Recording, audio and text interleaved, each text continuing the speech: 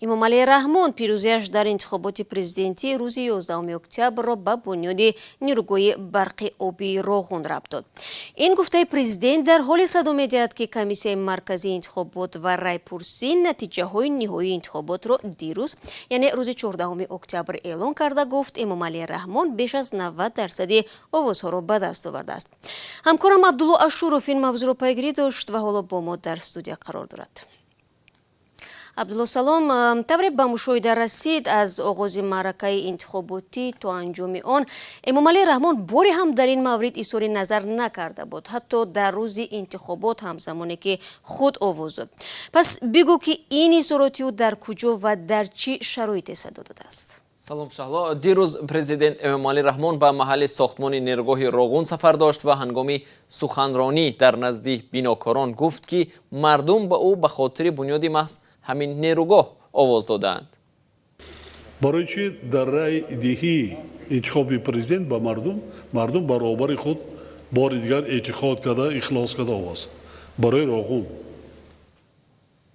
сохтмони нерӯгоҳи Роғун ки раисҷумҳур эмомалии раҳмон онро ба дастоварди бузурги давраи раёсаташ шабоҳат дод ва онро медонад, айни замон албатта бемушкилӣ пеш намеравад. худи президент ҳам эътироф кард ки бунёди нерӯгоҳ айни замон аз нақшаи қаблан тасдиқшуда қафо мемонад. аз ин рӯ ӯ дастур дод ки то соли нав реҷаи кор дар сохтмон таҷдиди назар шуда шакли 24-соатаи кор яъне шабонарӯзӣ ба роҳ монда шавад.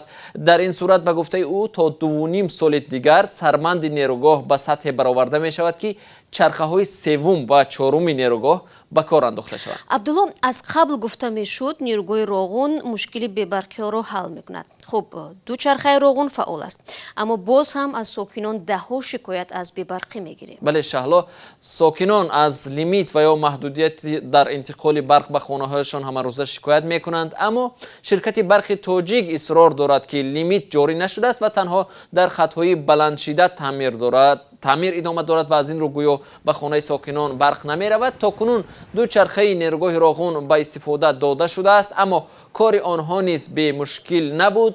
пас аз ба истифода дода шудани он маълум шуд ки аз сарбанди нерӯгоҳ аз меъёри муқаррар шуда бештар об ҷорӣ шуд. аз ин рӯ кори чарха қатъ шуд ва оби обанбор ҳам барои муддате барои бартараф кардани ин камбудӣ сар дода шуд. бар замми ин бинокорон аз ширкатҳои гуногун ки дар нерӯгоҳи Роғун фаъолият доранд аз сари вақт пардохт нашудани маошашон пайваста шикоят мекунанд.